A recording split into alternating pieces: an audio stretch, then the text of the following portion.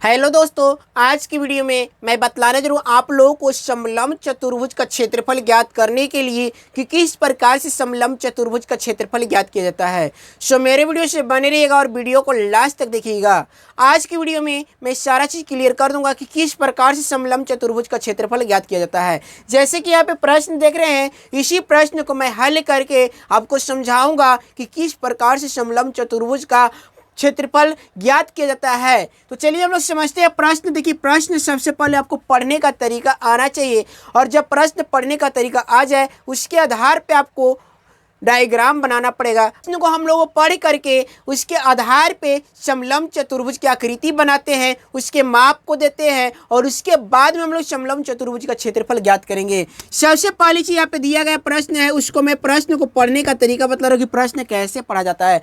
प्रश्न लिखा गया है समलंब चतुर्भुज ABCD में, समलंब चतुर्भुज ABCD में AB समानांतर DC, AB समानांतर क्या दिया गया, DC दिया गया है, यानी कि यहाँ पे जो ऐसे दो लाइन खींचे गए हैं इसको समानांतर बोला जाता है। तो AB समानांतर DC दिया गया है। इसके बाद में दिया AB बराबर 52 सेंटीमीटर, DC बराबर 36 सेंटीमीटर, BC बराबर 20 सेंटीमीटर और यहाँ पे दिया गया है DA लंब AB। इस प्रकार से जब ये आकृति दी गई है, इस वाले सिंबल को हम लंब बोलते हैं, यानी कि DA लंब AB। तो समलंब चतुर्भुज का क्षेत्रफल ज्ञात कीजिए, इस प्रकार से प्रश्न है और ऐसे आपको प्रश्न पढ़ लेना है। प्रश्न में दिया क्या गया है, ABC दिया गया है समलंब और ABC में AB समानांतर DC दिया गया है। AB समानांतर क्या दिया गया, DC दिया गया है। अब AB समानांतर DC, AB समानांतर का मतलब होता है कि दो भुजा ले लीजिए और दोनों भुजा को माप क्या होना चाहिए, सभी जगह दूरी बराबर होना चाहिए, उसको समानांतर बोलते हैं।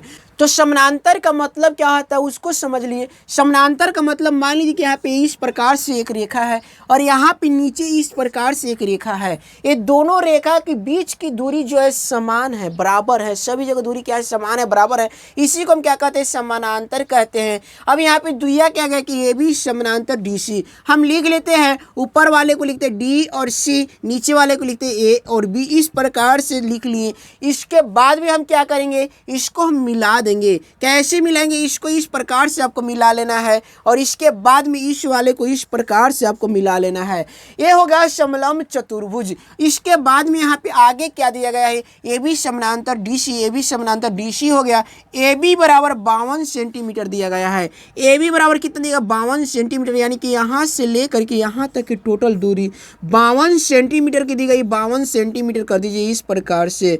अब इसके बाद में आगे क्या दिया गया है, CD बराबर 36 सेंटीमीटर। CD का मतलब क्या होगा कि यहाँ से लेकर के यहाँ तक की दूरी को क्या दिया गया, 36 सेंटीमीटर। हम लिखेंगे यहाँ से लेकर के यहाँ तक की दूरी 36 सेंटीमीटर, इस प्रकार से ऐसे।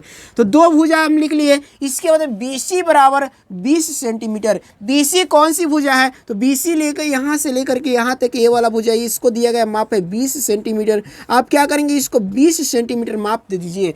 इसके बाद में और क्या दिया गया है, यहाँ पे DA लंब AB दिया गया है। ये जो भुजा DA है, ध्यान दीजिएगा, DA जो भुजा दिया गया है ये लंब किस पे है, AB पे है। तो यहाँ पे एक लंब खींचना पड़ेगा, आपको लंब बनाना पड़ेगा। तो चलिए हम लोग लंब बना लेते हैं। इस प्रकार से यहाँ पे हम ऐसे यहाँ पे एक भुजा दे देते हैं और इस भुजा का हम नाम देते हैं E। यहाँ पे CE जो हो गया AB पर लंब हो गया, इस प्रकार से। अब यहाँ पे जब ये लंब हो गया तो यहाँ पे ये वाला कौन सा है, 90 डिग्री का बन रहा है, इस प्रकार से हो गया।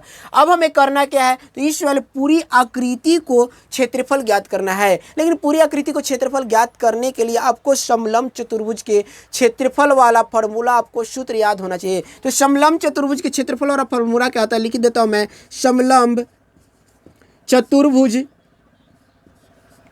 का क्षेत्रफल बराबर समलंब चतुर्भुज का क्षेत्रफल बराबर होता है 1/2 गुने समांतर भुजाओं का योग। समांतर भुजाओं का योग, उसके बाद में गुने उसकी ऊंचाई। गुने क्या होता है, उसकी ऊंचाई। यहाँ पे गुने हम क्या करेंगे, ऊंचाई कर देंगे। इस प्रकार से समलंब चतुर्भुज के क्षेत्रफल का फॉर्मूला होता है। यहाँ पे समांतर भुजाओं का योग लिखना पड़ेगा, उसके बाद में ऊंचाई लिखना पड़ेगा। अब यहाँ पे ध्यान दीजिए कि समांतर भुजाओं दो दिया गया है, जैसे कि CD और AB जो समांतर भुजा है, इसके बाद में यहाँ पे दो भुजा, दोनों भुजाओं का योग करना है। लेकिन तीसरी चीज़ यहाँ पे क्या कर रहा है, ऊंचाई कर रहा है, और ऊंचाई हमें मालूम नहीं है, तो ऊंचाई हमें सबसे पहले मालूम करना पड़ेगा, ज्ञात करना पड़ेगा। अगर ऊंचाई दिया हुआ रहता तो हम आसानी से इस वाले फॉर्मूला पे बैठाते और आसानी से ऐसे प्रश्न को हल कर लेते, लेकिन ऊंचाई पता नहीं तो हम क्या करेंगे, सबसे पहले ऊंचाई ज्ञात करेंगे। ऊंचाई ज्ञात करने के लिए आपको करना क्या पड़ेगा, ऊंचाई इसमें है कौन, तो यहाँ से यहाँ तक की जो दूरी दी गई इसको ऊंचाई बोलेंगे। अब इस वाले पूरी आकृति को आप एक बार ध्यान से देखेंगे तो इस प्रकार से ऐसी जो आकृति बन रही है, एक समकोण त्रिभुज है। अब समकोण त्रिभुज दिया गया जिसमें एक भुजा दी गई 20 सेंटीमीटर, एक भुजा कितनी दी गई, 20 सेंटीमीटर दी गई है। अगर ये वाला भुजा दी जाती तो ये वाला भुजा पता हो जाती है, लेकिन ये वाला भुजा दी जाती तो ये वाला पता हो जाती है। लेकिन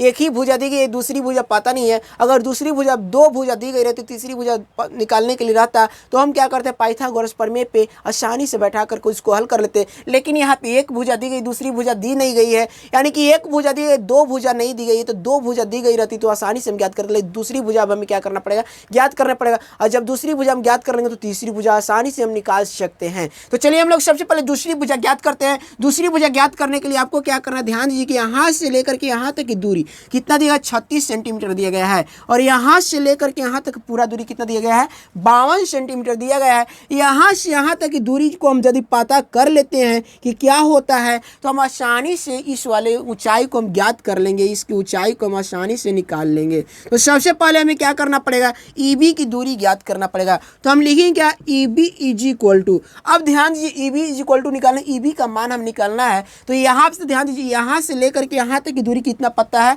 52 सेंटीमीटर पता है। और ये वाला जो दिया गया है, ये दोनों भुजा समानांतर हैं, एक दूसरे के बराबर हैं। जब ये भुजा बराबर है, ये भुजा बराबर है, तो यहाँ से यहाँ जब दूरी, यहाँ वाला ध्यान दीजिएगा, यहाँ से यहाँ दूरी कितना, 36 सेंटीमीटर। तो यहाँ से यहाँ दूरी भी 36 सेंटीमीटर होगा। क्यों होगा, क्योंकि एक आयताकार है, आकृति कैसी, आयताकार है। और आयत में क्या होता है कि आमने सामने की भुजा बराबर होती है। तो यहाँ पे DC बराबर कितना हो जाएगा, ये भी यही हो जाएगा। DC बराबर कितना हो जाएगा, यही हो जाएगा, यानी कि DC 36 सेंटीमीटर, तो यही भी कितना हो गया, 36 सेंटीमीटर हो जाएगा। तो यहाँ से यहाँ दूरी हमें पता चल गया कितना होगा, 36 सेंटीमीटर हो गया। क्यों, क्योंकि ऊपर वाला भुजा 36 सेंटीमीटर, तो नीचे वाला भुजा यही भी कितना हो जाएगा, 36 सेंटीमीटर हो जाएगा। अब हमें ज्ञात क्या करना है, EB ज्ञात करना है। तो हम क्या करेंगे, 36 सेंटीमीटर जो दिया गया है, EB जो दिया गया है, इसमें 36 सेंटीमीटर से 52 सेंटीमीटर में से 36 सेंटीमीटर यदि हम घटा लें, 52 सेंटीमीटर यदि 36 सेंटीमीटर हम घटा लें, तो आसानी से EB का मान ज्ञात हो जाएगा। तो हम लिखेंगे क्या, AB, ध्यान दीजिए हम लिखेंगे कैसे, AB माइनस यहाँ पे हम लिखेंगे AB माइनस हम क्या लिखेंगे, AE लिखेंगे। इस प्रकार से जब AB माइनस AE लिखेंगे तो AB का मान 52 सेंटीमीटर है और AE का मान 36 सेंटीमीटर, 36 कर दीजिएगा। 52 में से 36 को आपको घटाना है, तो 52 में से 36 घटाइए, 12 में से 6 गया 6, यहाँ पे जो 4 में से 3 गया 1, यानी कि 16 हो गया। कितना गया, 16 हो गया, यानी कि AE का मान कितना गया, 16 आ गया। इस प्रकार से 16 सेंटीमीटर। अब दो भुजा में पता चल गया, तो समकोण त्रिभुज में जब दो भुजा पता चल जाता है तो तीसरी भुजा हम आसानी से ज्ञात कर लेते हैं। कैसे ज्ञात करते हैं, तो इसके लिए एक फॉर्मूला है, और फॉर्मूला को आपको याद करना पड़ेगा। जिसकी ऊंचाई का रहा तो ऊंचाई को हम लंब भी कहते हैं समकोण त्रिभुज में, तो हम लिखेंगे लंब बराबर, ठीक है। लंब बराबर क्या होता है, तो लंब बराबर यहाँ पे फॉर्मूला होता है रूट अंडर कर्ण का स्क्वायर माइनस आधार का स्क्वायर। नीचे वाले को आधार बोला जाता है, आधार का स्क्वायर हो जाएगा, और इस वाले को लंब बोला जाता है, इस वाले का आधार बोला जाता है। यहाँ पे कर्ण कितना है, तो कर्ण यहाँ पे 20 दिया गया, 20 का होल स्क्वायर आपको करना पड़ेगा, माइनस यहाँ पे आधार दिया गया है 16 का स्क्वायर करना पड़ेगा। 20 का वर्ग करेंगे 400 हो जाएगा और 256 हो जाएगा। तो हम क्या करेंगे, यहाँ पे 256 लिखेंगे, 400 में से 256 को घटा लेंगे। 400 में से 256 को घटाइएगा, कितना आ जाएगा, चलिए घटा लीजिए। 4 की 4 यहाँ पे हो जाएगा, 9 में से 5 का 4 हो जाएगा, और ये 3 हो जाएगा। यहाँ पे कितना हो जाएगा, ये 3 में से यहाँ पे 2 घटाइएगा 1 हो जाएगा, नहीं 144 हो जाएगा। कितना हो जाएगा, 144, और 144 का जब वर्गमूल आप निकालेंगे तो कितना हो जाएगा, 12 हो जाएगा। यानी कि H बराबर कितना हो गया, 12 हो गया। H बराबर कितना हो गया, 12 सेंटीमीटर हो गया। तो हमें तीनों भुजा पता चल गई, कितना कितना हो गया, एक भुजा कितना हो गया, ऊंचाई पता चल गई 12 सेंटीमीटर। ऊंचाई जब पता चल गई तो हम क्या करेंगे, इस वाले फार्मूला पे आसानी से हम लिख करके बैठा लेंगे, आसानी से इसका क्षेत्रफल हम ज्ञात करेंगे। क्षेत्रफल ज्ञात करने के लिए क्या करना पड़ेगा, लिखेंगे 1/2 दिया गया, मैं यहाँ पे बना करके बतला रहा हूँ। 1/2 दिया, 1/2 करेंगे गुने समांतर भुजाओं का योग। समांतर भुजा कितना कितना है 36 है और प्लस का 52 है। 36 + 52 कर दिया गुने ऊंचाई कितना गया 12 गया 12 करिएगा। चलिए इसको हल कीजिए कितना हो जाएगा 1/2 गुने 36 और 52 को जोड़िए 6 व 2 8 5 और 3 8 कितना हो जाएगा 88 हो गया गुने कितना हो जाएगा 12 हो गया। इसको घटाइएगा 44 दूना 88 हो जाएगा इस प्रकार से। अब क्या करना 44 गुने 12 यहाँ पे बच गया तो 44 गुने 12 कर दीजिएगा। 44 में जब 12 से गुना करेंगे तो कितना आ जाएगा 44 में 12 से गुना करेंगे 4 दूनी 8 और 4 दूनी 8 यहाँ पे हो जाएगा 4 और 4 इस प्रकार से 8 हो जाएगा 8 4 12 4 5 528 आ गया कितना गया 528। यही 528 सेंटीमीटर स्क्वायर इसका क्या है समलंब चतुर्भुज का क्षेत्रफल आ गया। तो इस प्रकार से समलंब चतुर्भुज का क्षेत्रफल ज्ञात करते हैं। उम्मीद करता हूँ आज की यह वीडियो आपको अच्छा लगा होगा। यदि वीडियो अच्छा लगा है तो लाइक करें, शेयर करें और इसी प्रकार का वीडियो देखने के लिए मेरे चैनल को सब्सक्राइब करके सपोर्ट करें। Thanks for watching.